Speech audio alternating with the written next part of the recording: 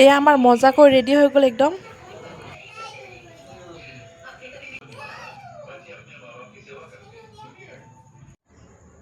Hello' everyone, পুনৰবাৰ স্বাগতম জনাইছোঁ মোৰ ইউটিউব চেনেল তৃষ্ণা ব্লগছলৈ। আপোনালোক সকলোৰে খবৰ বাৰু কেনেকুৱা? আশা কৰিছোঁ সকলো ভালে কুশলে আছে। আজি আকৌ এবাৰ আহিছোঁ আপোনালোকৰ ওচৰতে ৰেচিপি ভিডিঅ'লৈ। আজি বনাম বাৰা পাও, কাৰণ বহুত দিনৰ পৰা খাবলৈ মন গৈ আছিল আৰু বৰষুণৰ বতৰত একদম ধুনীয়া হৈ আছে বতৰ, সেইবুলি ভাবিছোঁ আজি ফাইনেলি বনাম। আৰু ৰেচিপিটো আপোনালোকে লাষ্টলৈ প্লিজ স্কিপ নকৰাকৈ চাই থাকিব।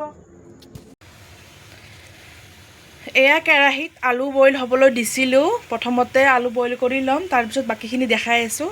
এয়া পাও আনিছিলোঁ বনাবলৈ, পেকেট ইয়াতে 6 পিচ থাকে।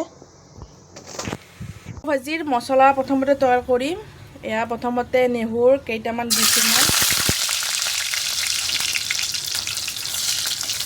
তেলত অকণমান মই ফ্ৰাই কৰি ল'ম, অকণমান ৰঙা হোৱালৈ মই ফ্ৰাই কৰি ল'ম। আপোনালোকে মুমফলি থাকিলে দিব পাৰে, মুমফলি থাকিলে আৰু বেছি খাই ভাল লাগে, মোৰ তাত নাছিল সেইবাবে মই নেহুৰ কেইটামান প্ৰথমতে এনেকৈ ফ্ৰাই কৰি লৈছিলোঁ তেলত। খাবলৈ কেতিয়াবা মন যায় বহুত এইবিলাক বস্তু, কেতিয়াবা হঠাৎ, আৰু দোকানতনো কি খাম, দোকানৰ বস্তুবিলাক আৰু। অকণমান লাল হোৱালৈকে মই ফ্ৰাই কৰি ল'ম।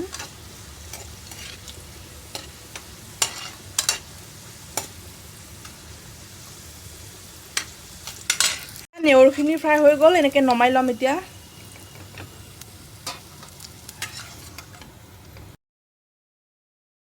আৰু আপোনালোকে বাৰা পাওৰ মছলা পায় সেইটো আনিব পাৰে। আৰু এইপিনে বেচন, ৰঙা জলকীয়া, হালধি, নিমখ আৰু অকণমান জিৰা পাউডাৰ দিছোঁ, সকলোখিনি মিক্স কৰি লৈছোঁ এনেকৈ পানী অকণমান দি। এতিয়া সৰু সৰু বল হিচাপত এনেকৈ তেলত দি ল'ম।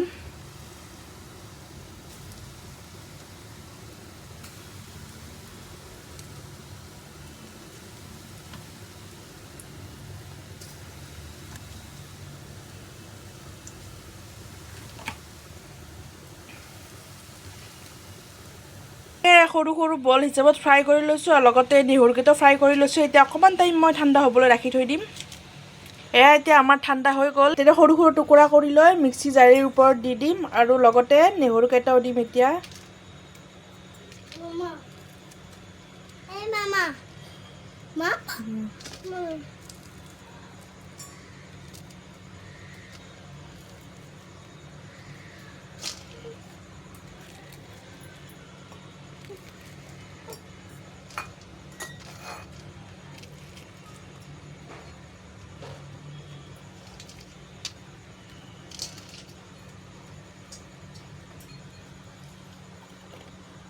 এতিয়া আলুখিনি বইল কৰি এনেকৈ বাকলি চেলাই লৈ লৈছোঁ।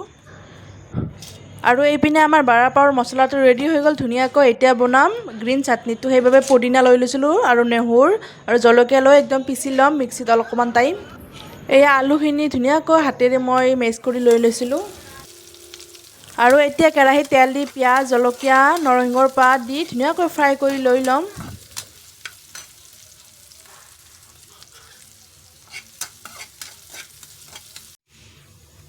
তাৰে ওপৰতে মই আলুখিনি দি অকণমান নিমখ আৰু জিৰা দি ধুনীয়াকৈ লৰাই অকণমান টাইম ৰাখি থৈ দিম।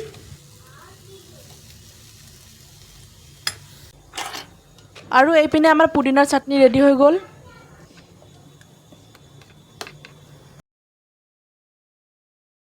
একদম ঠাণ্ডা হ'লে অকণমান টাইম ৰাখি দিম, তাৰপিছত হাতেৰে সৰু সৰু বল বনাই ল'ম মই ধুনীয়াকৈ। আৰু মই সেইপিনে বেচনো ৰেডি কৰি লৈ লৈছিলোঁ, নিমখ দি দিছিলোঁ বেচনখিনিত। এতিয়া ধুনীয়াকৈ সৰু সৰু বল বনাই লৈছিলোঁ এনেকৈ। আৰু আপোনালোকে যিমান বনাই সেই হিচাপত বনাই ল'ব পাৰে। মই বেছি বনা নাছিলোঁ, 5টা বনাইছিলোঁ।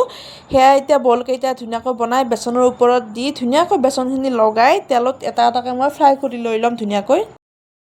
মই আৰু এদিন ট্ৰাই কৰিছিলোঁ বনাবলৈ, সেইদিনাও ভালেই হৈছিল, বেয়া হোৱা নাছিল বেছি খাবলৈকে।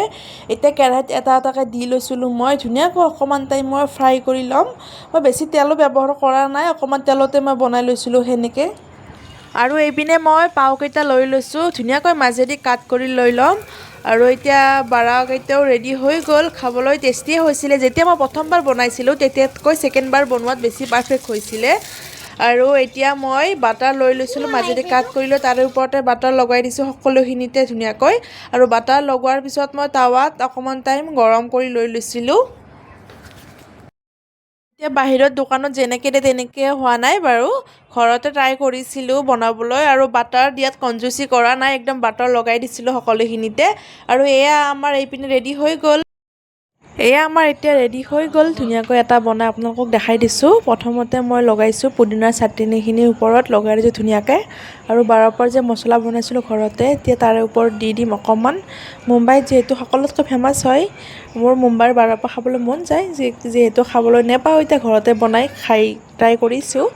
আৰু এয়া ওপৰত দি দিছোঁ পাৰাটো, দি কিনে ওপৰত দি মই জলকীয়া ফ্ৰাই কৰিছিলোঁ, খাবলৈ বিৰাটেই টেষ্টি হৈছিলে। আৰু এইপিনে আমাৰ বাৰাকেইটা ৰেডি হৈ গ'ল, বাৰা পাওকেইটা খাবলৈ বিৰাটেই টেষ্টি হৈছিলে। এতিয়া খোৱাৰে বাকী আৰু মজা খাই মেলি ভিডিঅ'টো বনাইছিলোঁ। আৰু আজিৰ ভিডিঅ'টো মই ভাবিছোঁ ইমানতে ৰাখোঁ। যদি ভাল পায় please like, comment, share, subscribe নিশ্চয় কৰিব। আৰু আজিৰ ৰেচিপিটো মোৰ কেনে পালে প্লিজ নিশ্চয় জনাব। তেতিয়ালৈ আহিছোঁ, and bye bye and good night.